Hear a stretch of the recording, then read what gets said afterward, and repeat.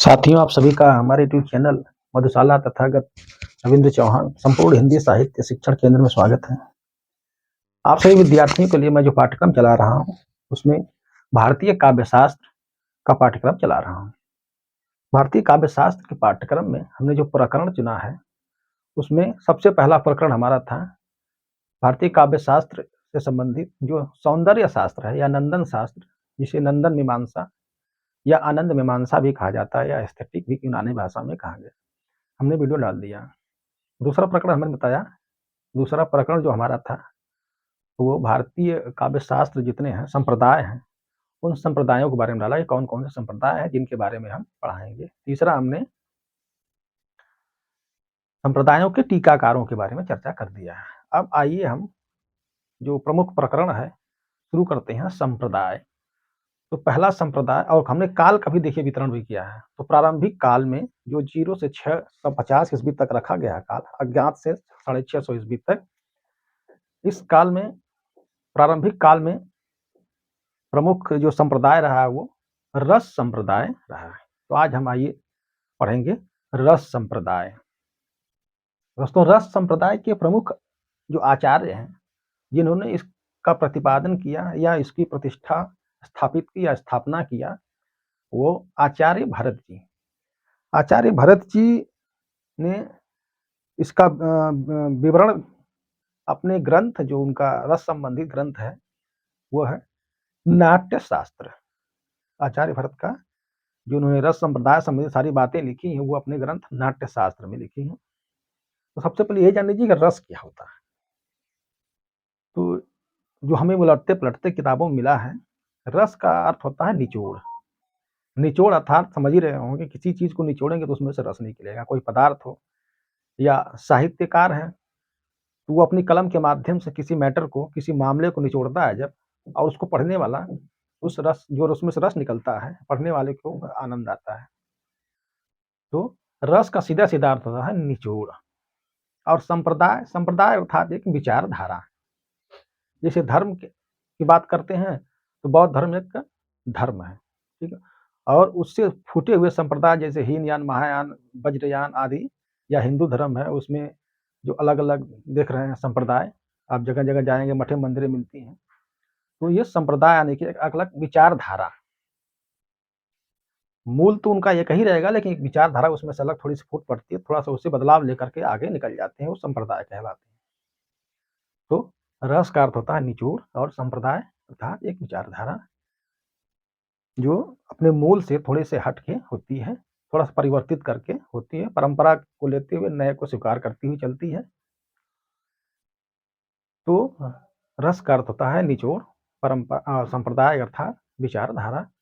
और एक चीज और जान लीजिए, रस संपूर्ण संसार में, इस जगत में रस केवल 4 प्रकार के होते हैं।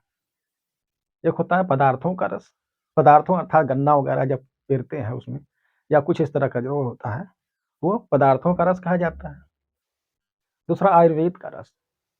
आयुर्वेद क्या करता है, जब हमारे मनुष्य शरीर में विकार पैदा होता है, उस विकारों को दूर करने के लिए औषधि तैयार करता है। उस औषधि को जब वो निचोड़ता है, निचोड़ करके उससे जो एक डिस्टिलेशन विधि होती है जिसके द्वारा वो तैयार करता है, वो हो गया आयुर्वेद का रस। और तीसरा रस हो गया साहित्य का रस। साहित्य का रस कौन निचोड़ता है? साहित्य का रस कवि है, वो अपनी कलम के माध्यम से निचोड़ता है, तैयार करता है। तो एक हो गया साहित्य का रस, 3 हो गए। चौथा हो गया आपका भक्ति का रस। जब भक्त भगवान की भक्ति में पूरा लीन हो जाता है तो उसे भक्ति का आनंद आने लगता है। जो आनंद उसे आ रहा है वही क्या है? रस है, वह भक्ति का रस। अर्थात इस संसार संपूर्ण जगत में कुल 4 प्रकार के रस हैं। आयुर्वेद का रस, भक्ति का रस, पदार्थों का रस और साहित्य का रस। तो ये हो गया रस संप्रदाय, जिसका हमने परिचय दिया, और रस क्या है, संप्रदाय क्या है, इसका परिचय दिया। रस संप्रदाय के प्रमुख प्रतिष्ठापक आचार्य भरत माने जाते हैं। आचार्य भरत ने अपने इस ग्रंथ नाट्य शास्त्र में रस का संपूर्ण विवेचन किया है। आचार्य भट्ट नायक हुए जिन्होंने रस को ब्रह्मानंद सहोदर कहा है। आचार्य भट्ट नायक हुए, उन्होंने कहा है कि रस क्या है, ये ब्रह्म आनंद के बराबर माना जाता है।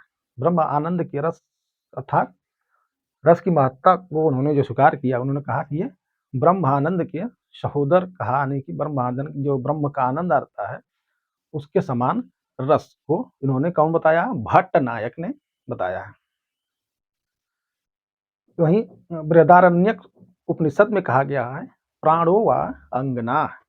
प्राणो व यह बृहदारण्यक उपनिषद है, भारत का जो दर्शन है। इस उपनिषद में एक श्लोक कहा गया है, प्राणो व अंगना रस। यह कहकर रस को सारभूत तत्व के रूप में स्वीकार किया गया है, यानी कि रस ही सब कुछ है। प्राणो व अंगना रस आपके बृहदारण्यक उपनिषद में कहा गया है। प्राणो व अंगना, प्राणो व अंगना रस। अगर रस पूछता तो ये कहाँ पूछा गया? देखिए मार दीजिएगा तुरंत ही। प्राणो व अंगना रस कहाँ पूछा गया है? बृहदारण्यक उपनिषद में पूछा गया है। इसमें कहा गया है रस, जो रस है उस वो सारभूत यानी कि मूलभूत तत्व है। कौन है? रस। प्राणो व अंगना रस, यह बृहदारण्यक उपनिषद में कहा गया है। वहीं आचार्य भट्ट नायक ने कहा है, भट्ट नायक देखिए कि जो रस क्या है, यह ब्रह्मानंद सहोदर है। ये पूछेगा, पक्का पूछेगा, देखिएगा, नहीं पढ़ेंगे तो फेल हो जाएंगे। तो रस क्या है? ब्रह्मानंद सहोदर है। किसने कहा है? रस ब्रह्मानंद सहोदर है, किसने कहा है? तो आचार्य भट्ट नायक ने कहा है। ठीक है, आचार्य भट्ट नायक ने कहा है कि रस क्या है। रस की महत्ता को उन्होंने इतना महत्व दिया है, रस को इतना महत्व दिया है कि उन्होंने सीधे सीधे कहा है कि रस क्या है? ब्रह्म आनंद के समान है। जो ब्रह्म का आनंद लेते हैं, ब्रह्म आनंद सहोदर, उसको सर्वोपरि या सर्वश्रेष्ठ आनंद कहा गया। ब्रह्म स्वयं ब्रह्म का आनंद, ब्रह्म यानी ज्ञान का आनंद, यानी या ब्रह्मा का भी कह सकते, जो जिस रूप में माने उसको मान ले। तो ब्रह्म आनंद के सहोदर किसने माना? भट्ट नायक ने। और बृहदारण्यक उपनिषद में जो कहा गया रसों के संबंध में, उसमें कहा गया है प्राणो वांगना रस, अर्थात रस ही सब कुछ, सारभूत तत्व रस को स्वीकार किया गया है। रस संप्रदाय के प्रमुख आचार्य आचार्य भरत हुए, लेकिन भरत से पहले भी एक परंपरा चल रही थी, दो परंपराएं चल रही थी। और यहाँ तक कि भरत के बारे में कहा जाता है कि भरत नाम का कोई व्यक्ति था ही नहीं। किंवदंती है कि भरत नाम का कोई व्यक्ति था ही नहीं, बल्कि भरत कुशीलव को कहा जाता था। कुशीलव अर्थात जो नट होता था, अभिनेता होता था, जो अपने कला से लोगों को आनंदित करता था, उसे भरत कहा जाता था। यह किंवदंती है कि भरत नाम के कोई हुए ही नहीं। तो उस जो नट हुआ करता था या कुशीलव या अभिनेता हुआ करता था, उसी पर समय समय पर लोगों विद्वानों ने जो लिखा, वही नाट्य शास्त्र बनता गया। लेकिन पता नहीं ये सत्य है कि नहीं, लेकिन ये किंवदंती मिलती है। लेकिन भरत से पहले भी, ये नहीं कि भरत ही आचार्य भरत ही रस संप्रदाय के तुरंत शुरू कर दिया आकर के, उन्होंने बिल्कुल नींव डाल दी, नहीं। इसकी पहले नींव पड़ चुकी थी। आचार्य भरत से पहले ही एक नींव पड़ चुकी थी। आचार्य भरत से पहले रस की दो संप्रदायें चल रही थी। एक थी दुहिड़ की, और दूसरी संप्रदाय दूसरी जो धारा थी वो बासुकी। दुहिड़ और बासुकी दो रस के प्रमुख आचार्य कौन हुए? आचार्य भरत से पहले हुए। तो आइए यहीं से हम लिख लिख के बताते चलें, ताकि आप नोट भी करते चलें। ठीक है, तो आप नोट भी करते जाइए, क्योंकि बहुत लंबा हो जा रहा है। बोल दूंगा, बोलने से ज़्यादा नोट भी है, नोट भी करना जरूरी है। तो आइए लिख लीजिए आप लोग। रस चार प्रकार के होते हैं। रस चार होते हैं, ठीक। कौन कौन से हैं? पदार्थों का रस, पदार्थों का रस लिख लीजिए, बाद में काम आएगा ये। दूसरा होता है आयुर्वेद का रस, आयुर्वेद का रस। तीसरा होता है साहित्य का रस, साहित्य का रस। चौथा होता है भक्ति का रस। ठीक है, तो ये 4 प्रकार के संपूर्ण जगत में रस होते हैं। पूछता है कि रस कुल कितने प्रकार के होते हैं? तो रस 4 प्रकार के होते हैं। इसमें से कोई एक कम कर देगा, उधर-उधर उलट-पलट देगा, तो ध्यान रखिएगा, ये पदार्थों का रस, आयुर्वेद का रस, साहित्य का रस और भक्ति का रस, ये 4 प्रकार के रस माने गए हैं। रस का अर्थ क्या होता है? हमने बता ही दिया, निचोड़। रस ब्रह्मानंद सहोदर है। रस, ये लिख लीजिए, रस ब्रह्मानंद सहोदर है। किसने कहा है? रस ब्रह्मानंद सहोदर है, किसने कहा है? ये आचार्य भट्ट नायक ने कहा है। ठीक है, भट्ट नायक ने कहा है। नोट कर लीजिए कि रस ब्रह्मानंद सहोदर है, किसने कहा है? आचार्य भट्ट नायक ने कहा है। वहीं प्राणो व अंगना रस, रस के बारे में, रस की महत्ता का वर्णन किया गया है, जो स्वीकार किया गया, रस को सारभूत तत्व के रूप में जो स्वीकार किया गया है, इससे संबंधित एक श्लोक मिलता है, प्राणो व अंगना अंगाना रस, प्राणो व अंगाना रस, अर्थात रस ही सारभूत तत्व है। ये कहाँ कहा गया है? बृहदारण्यक उपनिषद में कहा गया है। बृहदारण्यक उपनिषद में कहा गया है। ठीक है, ये प्रश्न बनते हैं इसे। रस ब्रह्मानंद सहोदर है, किसने कहा? आचार्य भट्ट नायक ने कहा है। आचार्य थे ये। ठीक है, कमेंट्री नहीं, ये आचार्य हुए। प्राणो व अंगना रस, अर्थात रस ही सारभूत तत्व है, प्राणों से प्यारा है। तो यह बृहदारण्यक उपनिषद में कहा गया है। आचार्य भरत से पहले, और एक और चीज कही, थोड़ा सा छूट रहा था, तैत्रीय उपनिषद में स्वयं ब्रह्मा को ही रस कहा गया है। स्वयं स्वयं ब्रह्मा ही रस है, ही रस है। कहाँ कहा गया? स्वयं ब्रह्मा ही रस है, कहाँ कहा गया है? तैत्रीय उपनिषद में। तैत्तरीयोपनिषद।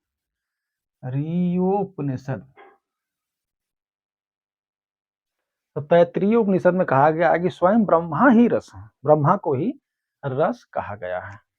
स्वयं ब्रह्मा ही रस है, यह तैत्रीय उपनिषद में कहा गया है।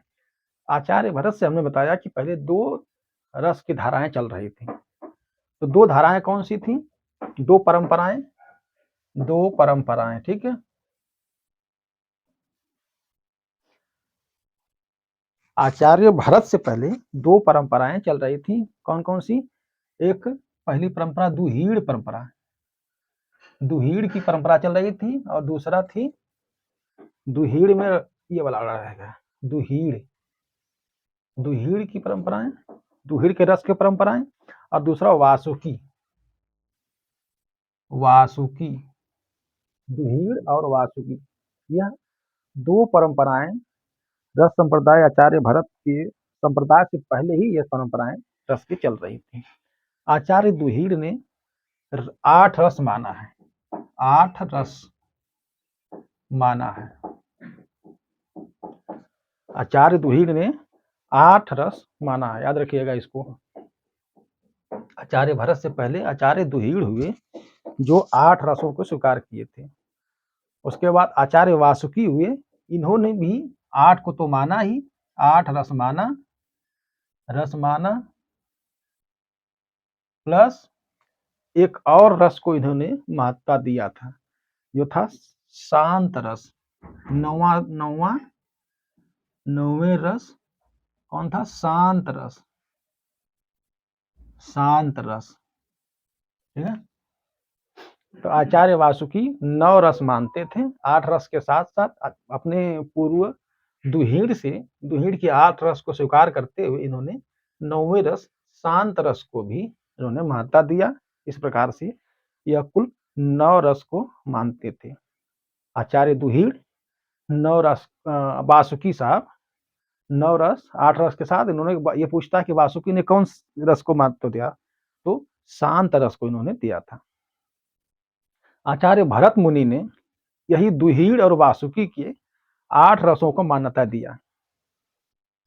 दुहीड़ के ही मान लीजिए, दुहीड़ इन्होंने भी 8 को दिया है। तो आचार्य भरत ने, जो भरत हुए हमारे आचार्य भरत, इन्होंने 8 रसों को मान्यता दिया, रसों को मान्यता दिया।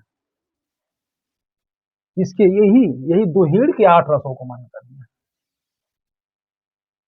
आचार्य भरत इतने मशहूर हो गए कि इनकी बात को लोग मानने लगे, तो दुहिड़ की बातें न मान करके दुहिड़ के ही 8 रसों को मान्यता दिया आचार्य भरत ने। यूं कहिए कि नकल किया सीधे सीधे।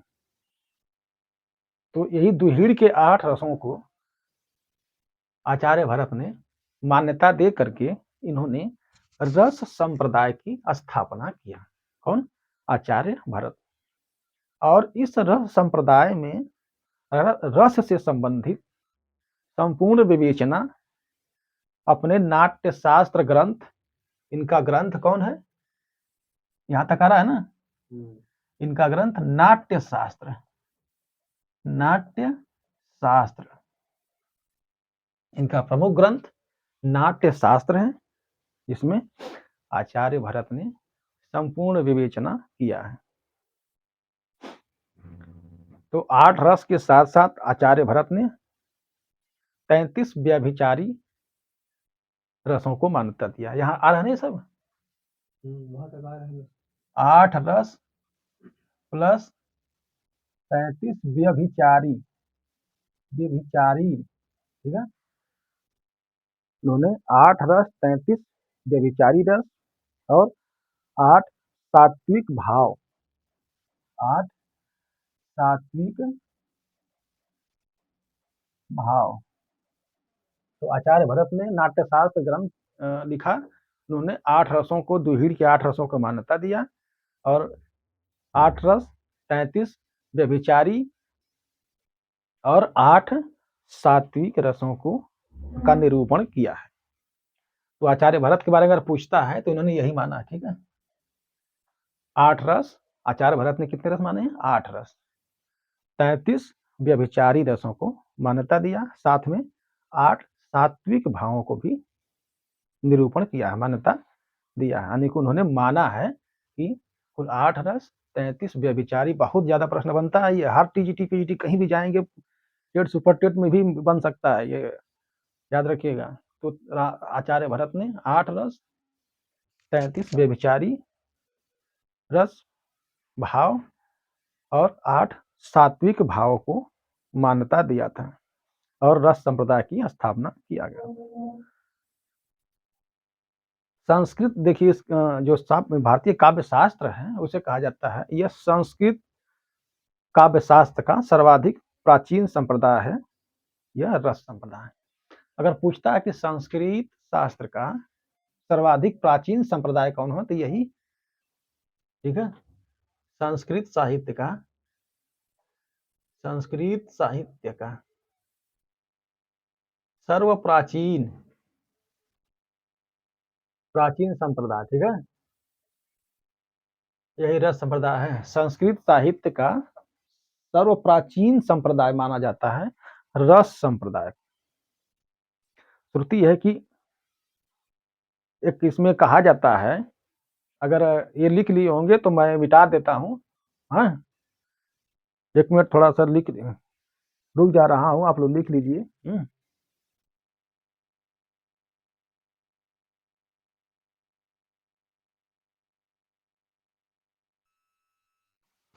एक किंवदंती है, कहा जाता है, यह मिलता है, श्रुति है कि नंदकेश्वर रस संप्रदाय के, इस रस संप्रदाय के प्रमुख आचार्य, प्रमुख प्रथम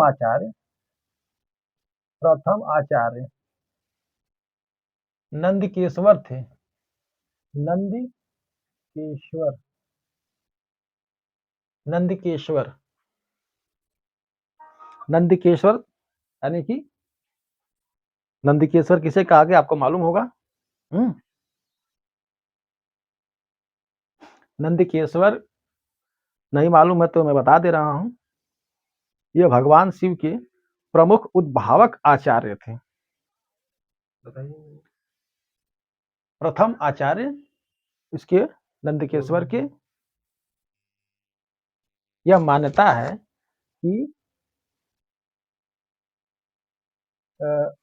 रस संप्रदाय के, ये जो रस संप्रदाय आचार्य भरत ने किया था, तो यह कहा जाता है कि रस संप्रदाय की जो आदि आचार्य हुए, आदि आचार्य कौन हुआ? नंदकेश्वर। रस संप्रदाय के आदि आचार्य नंदकेश्वर हुए। इस इन ये नंदकेश्वर भगवान शिव के उद्भावक थे। शिव के उद्भावक थे। ठीक है। नंदकेश्वर या आदि आचार्य नंदकेश्वर भगवान शिव के उद्भावक थे।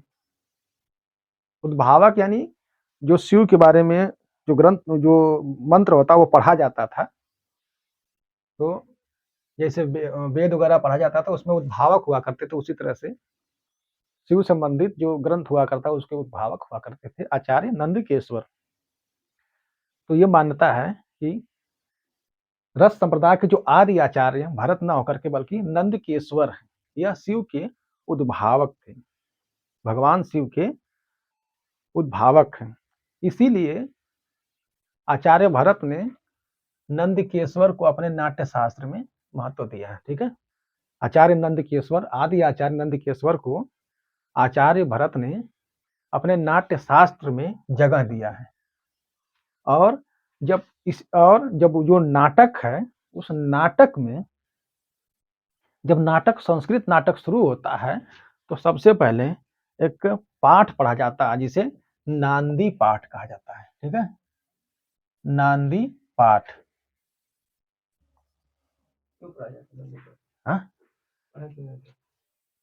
जब भी नाटक शुरू होता है, संस्कृत नाटक शुरू होने से पहले नांदी पाठ किया जाता है। कहीं जाकर कोई नाटक देख लो, अभी भी जो हिंदी नाटक है उसमें भी नांदी पाठ है। नांदी पाठ नंदकेश्वर जो उद्भाव हुआ करते थे। ठीक है। तो आदि आचार्य नंदकेश्वर थे भरत से पहले, जो शिव के उद्भावक थे। इसीलिए आचार्य भरत ने प्रमुख स्थान दिया है अपने नाट्य शास्त्र में। आचार्य भरत ने आदि आचार्य नंदकेश्वर को प्रमुख स्थान दिया है और व्यवस्था किया है कि जब भी नाटक शुरू होगा उसमें सबसे पहले संस्कृत नाटक। ठीक है। संस्कृत नाटक, संस्कृत नाटक में जब जो शुरू होता है उसमें सबसे पहले नांदी पाठ किया जाता है। तो आदि आचार्य नंदकेश्वर थे शिव के उद्भावक, इसीलिए आचार्य भरत ने अपने नाट्य शास्त्र में इनको महत्व दिया और व्यवस्था किया कि जब भी संस्कृत नाटक आरंभ होगा उसमें नांदी पाठ किया जाएगा। तो आचार्य भरत ने इसीलिए नांदी पाठ होता है। नंदी के बाद आचार्य दुहीड़ का आता है। इनके बाद आचार्य दुहीड़ का नाम लिया जाता है। दुहीड़। नंदी के बाद, नांदी पाठ के बाद आचार्य दुहीड़ का नाम नांदी पाठ में लिया जाता है। नाट्य शास्त्र में श्लोक व सूत्र दुहीड़ के द्वारा ही रचा माना जाता है। ये जो ग्रंथ नाट्य शास्त्र है, नाट्य शास्त्र, इसमें इस नाट्य शास्त्र में जो श्लोक लिखे गए हैं और सूत्र लिखे गए हैं, इसमें श्लोक प्लस सूत्र, जितने भी श्लोक और सूत्र लिखे गए हैं, कहा जाता है कि ये आचार्य दुहीड़ ने लिखा था। यह आचार्य दुहीड़ ने लिखा था, दुहीड़ ने लिखा था। ठीक है। नाट्य शास्त्र में जो आचार्य भरत के नाट्य शास्त्र हैं उसमें जो श्लोक लिखे हैं और सूत्र लिखे हैं, ये कहा जाता है, मिलता है। तो इसमें जो श्लोक और सूत्र आचार्य दुहीड़ के द्वारा ही लिखा या रचा माना जाता है। नाट्य शास्त्र, जो नाट्य शास्त्र ग्रंथ है, इस ग्रंथ में श्लोक और सूत्र जितने हैं सब आचार्य दुहीड़ ने लिखा है, यह माना जाता है। इसमें वासुकी और नारद का भी नाम आता है। नाट्य शास्त्र में किसका? वासुकी प्लस नारद, नारद मुनि का भी नाम आता है। ठीक है, याद रखिए, नारद मुनि और वासुकी का भी नाम आता है। इसीलिए हमने शुरू शुरू बता दिया कि उससे पहले दुहीड़ और वासुकी दो संस्थाएं चल रही थी। और नांदी पाठ इसलिए कहा जाता है क्योंकि इसके प्रतिष्ठापक आचार्य जो आदि आचार्य रहे हैं उनको नंदकेश्वर को माना जाता है। और नाट्यशास्त्र में आचार्य भरत के नाट्यशास्त्र में जितने भी श्लोक और सूत्र मिलते हैं वो सब जाता है, आचार्य दुहीड़ के द्वारा रचा माना जाता है। ठीक है, और इसी नाट्यशास्त्र में वासुकी और नारद मुनि का भी वर्णन मिलता है। एक चीज बहुत विशेष चीज जान लीजिए कि आचार्य भरत ने जो रस का संपूर्ण विवेचन किया है 6वें और 7वें अध्याय में किया है। 6वां और 7वां अध्याय, इस नाट्य शास्त्र का जो 6वां और 7वां अध्याय है उसमें, जबकि इस नाट्य शास्त्र में कुल 36 अध्याय हैं, अभी आगे मैं बताऊंगा आपको। तो इसमें जो 6वां और 7वां अध्याय है वही रस संबंधित, रस अलंकार संबंधित विवेचना है। 6वां में क्या, 7वां में आगे आगे मैं बताता हूँ। अब आइए अब जानते हैं, थोड़ा सा और विस्तार करते हैं इसका। संस्कृत काव्य शास्त्र का जो आरंभ होता है वो भरत मुनि से माना गया है। ये हमने पहले ही बता दिया है कि संस्कृत की जो शास्त्र का जो आदि संप्रदाय माना जाता है वो रस संप्रदाय को माना जाता है। और इसका प्रमुख ग्रंथ हमने बता ही दिया, नाट्य शास्त्र। जो आचार्य भरत हुए वो 300 बीसी से 300 एडी तक, ये 300 बीसी से 300 एडी तक कभी भी हुए। बीसी और एडी के बारे में अंतर हमने बता दिया शुरू में, हमारी वीडियो, आप पहली वीडियो देख लीजिएगा, उसमें जो हमने दिनांक तारीख कैसे देखी जाती है हमने बता दिया। तो आचार्य भरत 300 बीसी से 300 एडी तक के बीच में 600 सालों में कभी भी हुए थे माने जाते हैं। कुल 600 साल हुआ ना, 300 पहले से 300 ये 600 साल के आसपास इसी बीच में कभी भी हुए हैं। और हमने यही बता दिया, आचार्य नाम के कोई, भरत नाम के कोई थे नहीं, ये कुशीलव या अभिनेता को कहा जाता था। ठीक है, थोड़ा सा इसको लिख लीजिए, लिखने के बाद मिटा देते हैं, आगे और बहुत कुछ लिखना है, थोड़ा सा रोक दिए हैं, लिखना हो तो लिख लीजिए। ठीक है,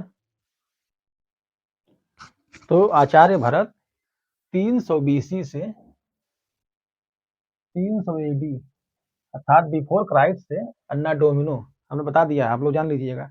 बिफोर क्राइस्ट यानी ईसा मसीह के जन्म से पहले की स्थिति, अन्ना डोमिनो मतलब ईसा मसीह के जन्म की बाद, ईस्वी अर्थात जिस साल उन्होंने जन्म लिया। ठीक है, जिसको बीसीई और सीई भी कहा जाता है, common era, BCE before common era, before Christ era. ठीक है, तो अब चलिए आगे बढ़ते हैं, छोड़िए वो सब, देखना हो तो आप देख लीजिएगा पहले वीडियो में हमारे, जिसमें दिनांक तारीख है।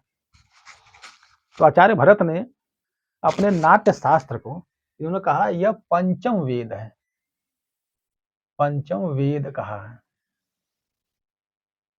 आचार्य भरत ने इस नाट्य शास्त्र ग्रंथ को कहा कि यह पंचम ग्रंथ है, पंचम वेद है। ठीक है, आचार्य भरत ने नाट्य शास्त्र को पंचम वेद कहा है। इस पंचम वेद में कुल 36 अध्याय हैं। यह बहुत ज्यादा पूछता है, नाट्य शास्त्र में कितने हैं? पंचम वेद अर्थात यही नाट्य शास्त्र, एक दूसरे को मान लीजिए, क्योंकि भरत ने कहा कि यह पांचवा वेद है, 4 वेद तो हो गए, 5वां वेद हमारा नाट्य शास्त्र है। तो इस नाट्य शास्त्र में या पंचम वेद में कुल 36 अध्याय हैं, लगभग 5000 श्लोक हैं। 36 अध्याय और 5000 श्लोक, ये लगभग माना गया है। ठीक है, इस पंचम वेद या नाट्य शास्त्र में 36 अध्याय और लगभग 5000 श्लोक वर्णन मिलता है। इसमें काव्य का विवेचन वाचिक अभिनव के प्रसंग में किया गया है। काव्य विवेचना, इसमें जो काव्य विवेचन है, काव्य विवेचन, यह वाचिक प्रसंग में, वाचिक प्रसंग, इसमें प्रसंग जो 36 अध्याय है उसमें कोई प्रसंग होगा वाचिक प्रसंग, जो काव्य विवेचन वाचिक प्रसंग में किया गया है। जैसे वो प्रसंग लिखते थे तो 36 अध्याय उसमें कोई प्रसंग होगा, उसमें कोई वाचिक प्रसंग है जिसमें काव्य का विवेचना इन्होंने किया है। आचार्य भरत ने कहा किया है, किस प्रसंग में किया है काव्य विवेचना, वो है वाचिक प्रसंग में काव्य की विवेचना आचार्य भरत ने किया है।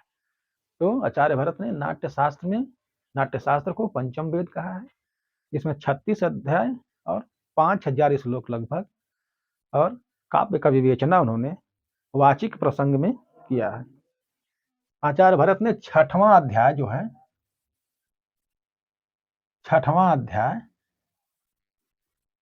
अध्याय इसमें रस की विवेचना किया है। ठीक है, यह बहुत ज्यादा पूछता है। छठवें अध्याय में इन्होंने रस की विवेचना किया है, याद रखिएगा, पूछता है कि किस अध्याय में रस की विवेचना किया गया है। तो छठवें अध्याय में रस की विवेचना किया गया है। और सातवां अध्याय जो है, सातवें अध्याय में भाव का विवेचन किया गया है। सातवां अध्याय, इसमें भाव का विवेचन किया गया है।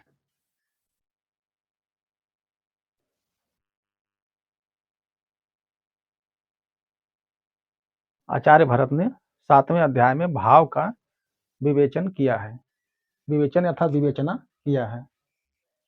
ठीक है,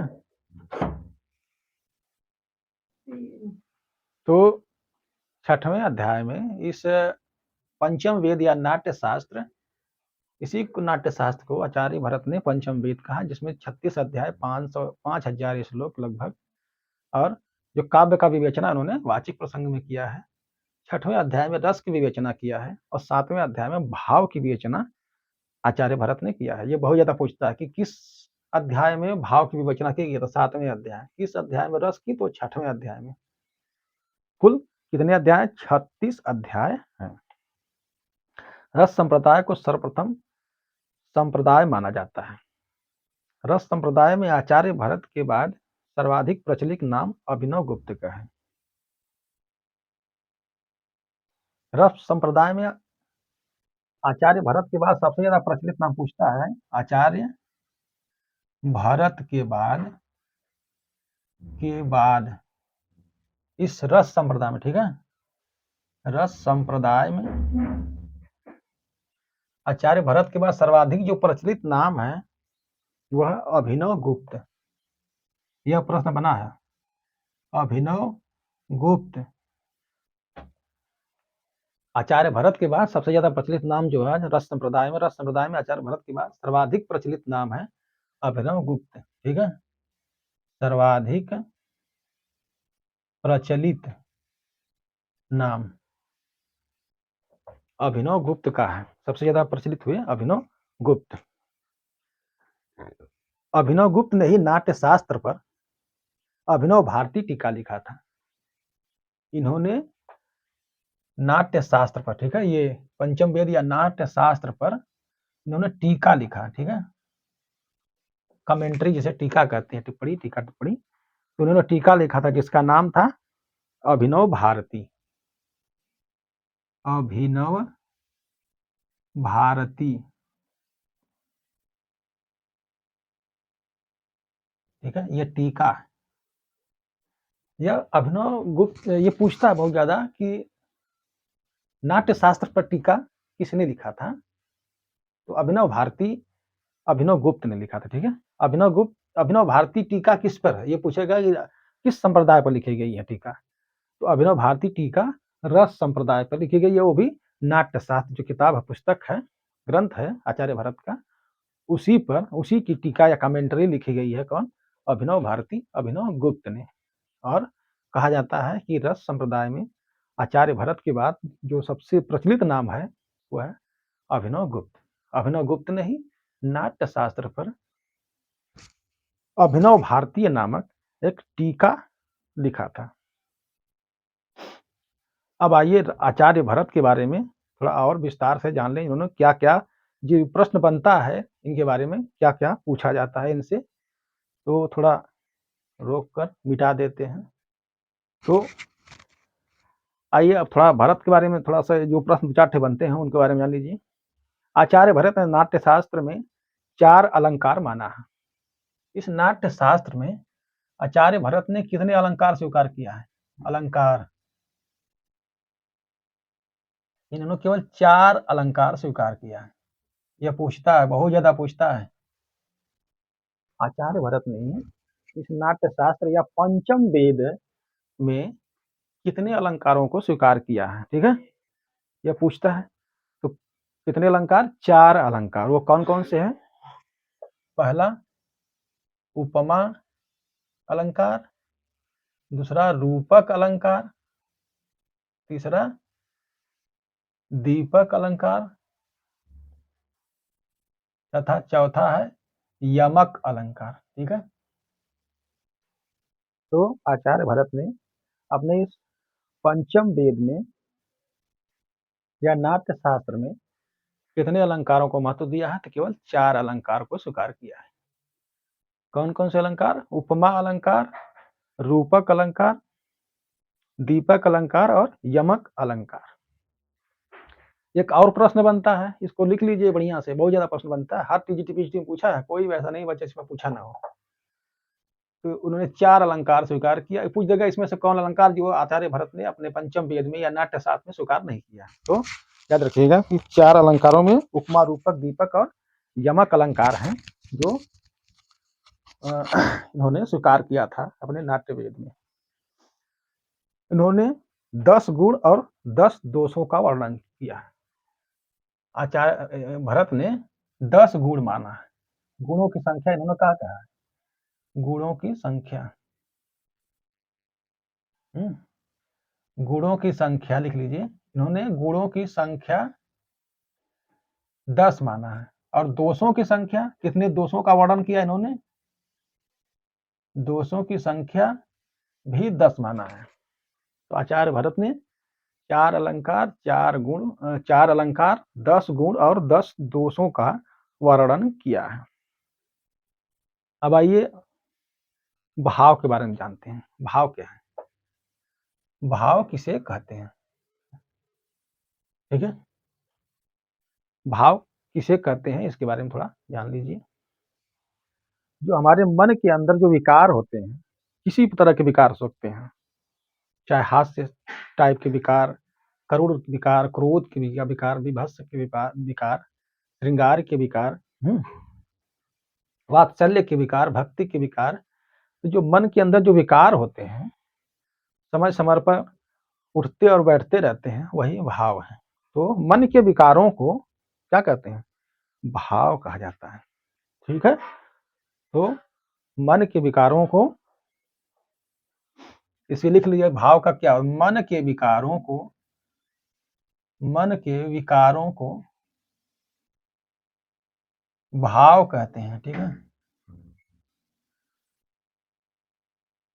मन के विकारों को भाव कहते हैं। न तो रस भाव से स्वतंत्र है और न ही भाव रस से स्वतंत्र है। भाव और रस, देखिए भाव प्लस रस एक दूसरे पर आश्रित हैं, एक दूसरे पर आश्रित हैं। भाव और रस एक दूसरे से स्वतंत्र नहीं है, दोनों एक दूसरे पर आश्रित हैं। ठीक है, तो मन का जो विकार है, ये मन है, ये मन के भी भारतीय चिंतकों ने मन के भी 3 गुण माना है। मन के 3 गुण, इतना लिख लीजिए। थोड़ा सा रोकते हैं, मिटा करके ऊपर लिखेंगे, बढ़िया से रहेगा। मन के 3 गुण। तो भारतीय जो शुभ चिंतक, जो चिंतक रहे, दार्शनिक रहे हैं, मन पर जिन्होंने वर्णन किया है, अध्ययन किया, रिसर्च किया है, शोध किया है, उन्होंने मन के 3 गुण माना है। तो मन के 3 गुण कौन-कौन उन्होंने कहा है कि मन का पहला गुण होता है रजोगुण, दूसरा गुण होता है तमोगुण और तीसरा सतोगुण। हमारा मन इन्हीं 3 के उलट-फेर में चलता है। कभी मन के अंदर रजोगुण ज़्यादा हो जाता है, तो कभी तमोगुण ज़्यादा हो जाता है, रजोगुण कम हो जाता है। कभी रजोगुण और तमोगुण दोनों आ जाता है या कभी सतोगुण ज़्यादा ज़्यादा हो जाता है मन के अंदर, तो ज़्यादा हम सत्य बोलना शुरू कर देते हैं। कभी रजोगुण ज़्यादा हो जाता है मन के अंदर, तो हम ज़्यादा से ज़्यादा लूटने के चक्कर में पड़ जाते हैं। कभी तमोगुण ज़्यादा ज़्यादा हो जाता है मन के अंदर, तो हम क्रोध करने लगते हैं, आलस्य करने लगते हैं, ईर्ष्या करने लगते हैं लोगों से, झगड़ा करने लगते हैं। तो मन इन्हीं 3 गुणों के बीच चलता रहता है। रजोगुण, तमोगुण और सतोगुण। इनके बारे में मैं लिख कर बता दे रहा हूँ, आप लोग लिख लिए होंगे। आइए बता दें आपको, मन के 3 गुण होते हैं। मन के 3 गुण कौन-कौन से हैं? 3 गुण होते हैं। वीडियो लंबी हो रही है इसलिए इसको पार्ट 1 बनाएँगे और इसके बाद इसी मन के बाद अगला पार्ट इन्हीं आचार्य भरत के बारे में बनाएँगे। आचार्य भरत का ही ये रस संप्रदाय, ये हम 2 पार्ट में बनाने जा रहे हैं। एक वीडियो बन जा रही है करीब पौने घंटे की। तो बस मन के 3 गुण आप इसमें पढ़ लीजिए, फिर आगे हम बढ़ाते हैं। तो आचार्य भरत जो भारतीय विचिंतक रहे हैं, जो दार्शनिक रहे हैं, उन्होंने मन के 3 गुण माना है। कौन-कौन से? पहला रजोगुण, रजोगुण। हमारे जो मन है, हम जो करते हैं, कोई भी कार्य, कोई भी मनुष्य धरती पर हो, वो इन्हीं 3 गुणों के बीच उलटता-पलटता रहता है और अपना जीवन लीला समाप्त करता है। ठीक है? तो भारतीय चिंतकों ने मन के 3 गुण में कौन-कौन? रजोगुण। रजोगुण में क्या होता है? जो इंसान होता है, वो ठाट-बाट और राज-पाट ऐश्वर्य की कामना करता है। इसमें ठाट-बाट राज-पाट, ठाट-बाट, राज-पाट तथा ऐश्वर्य की कामना करता है। ठीक है?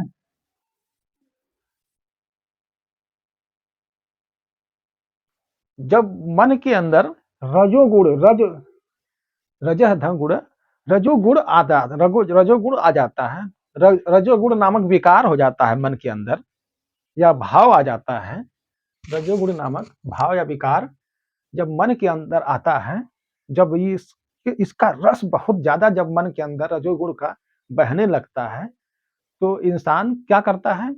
वो ठाट बाट की आशा करता है, तैयारी करता है, कुछ भी करता है उसके लिए। राजपाट के लिए कुछ मर्डर, हत्या, पाप कुछ भी करने को तैयार होता है।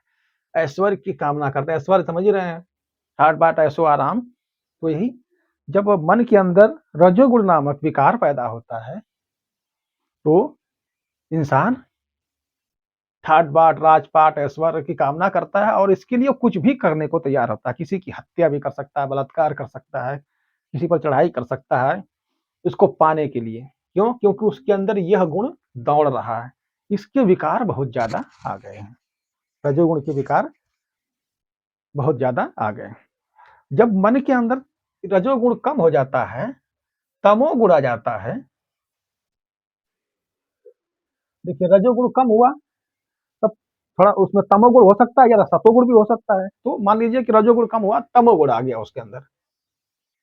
जब मन के अंदर तमोगुण नामक विकार जब पैदा हो गया, इसके रस बहने लगे, आपके संचार होने लगे मन के अंदर, तो इसमें आप आलसी, प्रमादी और क्रोधी हो जाते हैं।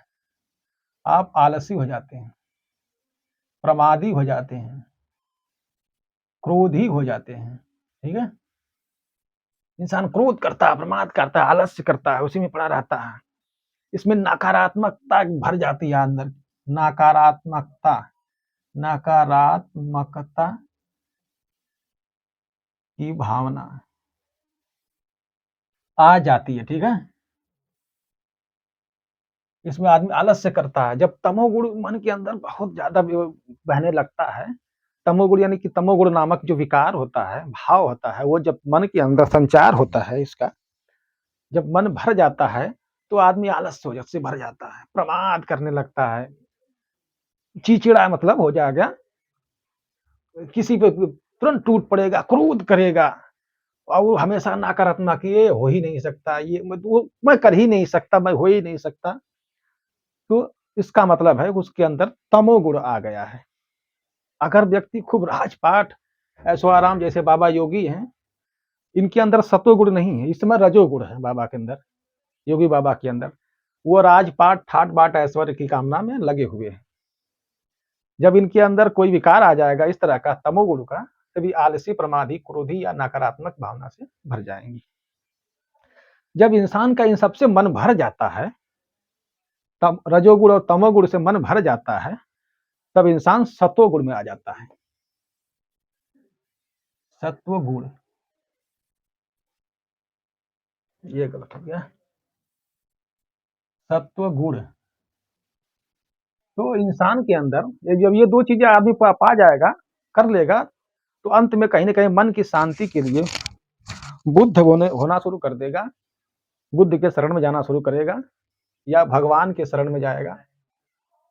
तो उसके अंदर, इसका मतलब मान लीजिए जब वो सब कुछ त्याग रहा है, तो मान लीजिए कि रजोगुण और तमोगुण की जो विकार है, उसके अंदर भाव हैं, वो कम हो गए। सतोगुण का जो संचार हो रहा है वो तेजी से बढ़ रहा है और पूरे उसके मन मन मानसिक पटल में सतोगुण का पूरा चारों तरफ विस्तार हो जाता है। तो वह सतोगुण जब आ जाता है तो वो किस चीज की कामना करता है? वह कहता है, वह लोक मंगल की कामना करता है, लोक मंगल की कामना करता है। ठीक है, कहता है सबको समान अधिकार देता है, सबको सम्मान देता है, और यह लोक में कैसे सभी सुखी रहें, कैसे आनंदित रहें, ठीक है, वो चाहने लगता हुआ व्यक्ति, इन चीजों से वह दूर हो जाता है, किसी भी लालसा की इच्छा नहीं होती है। इसी सतोगुण को ही सर्वोत्तम गुण माना गया है, सर्वोत्तम गुण। ठीक है, यह सर्वोत्तम गुण है। ठीक है, तो रजोगुण और तमोगुण और सतोगुण, यही मन की तीन गुण हैं, मन के तीन विकार हैं, जिनमें आप इंसान खेलता रहता है। यह तीनों गुण कभी भी समान नहीं हो सकते। मन के तीनों गुण, ठीक है, मन के तीनों गुण कभी समान नहीं हो सकते, समान नहीं होते हैं। ठीक है, जो मन के तीनों गुण हैं, सतोगुण, रजोगुण और तमोगुण, इन तीनों गुण में कभी सतोगुण ज्यादा आ जाएगा, कभी तमोगुण आ जाएगा मनुष्य के अंदर, कभी रजोगुण ज्यादा आ जाएगा। तो यह तीनों गुण कभी भी समान नहीं होते हैं। दोस्तों, वीडियो थोड़ी लंबी हो रही है, तो ये मन के विकार जो भाव है, भावों की जो गुण हैं, जो तीन गुण हमने बताया, भारतीय चिंतकों द्वारा बताया गया, रजोगुण, तमोगुण और सतोगुण। रजोगुण हमने बताया ठाट बाट वगैरह की, तमोगुण आलस वगैरह करने लगता है, सतोगुण लोक मंगल की कामना करने लगता है, अर्थात वह वानप्रस्थ आश्रम में चला जाता है। तो इसका पार्ट 2 मैं लेके आ रहा हूं, अभी पूरा नहीं, रस संप्रदाय अभी पूरा नहीं हुआ है। रस संप्रदाय पूरा करने में हमको 3 पार्ट बनाना पड़ेगा। ये वीडियो होगा ये 45 मिनट की, अगली हम फिर बनाने जा रहे हैं, लगभग इतने की होगी, और उसके बाद भी उतने की, 3 पार्ट में रस संप्रदाय खत्म होगा। सबसे लंबा संप्रदाय हमको लगता है यही होगा, रस संप्रदाय, उसके बाद छोटे छोटे संप्रदाय होंगे। तो मिलते हैं अगले पार्ट में, पार्ट नंबर 2, जिसका होगा रस संप्रदाय अर्थात आचार्य भरत बाबा।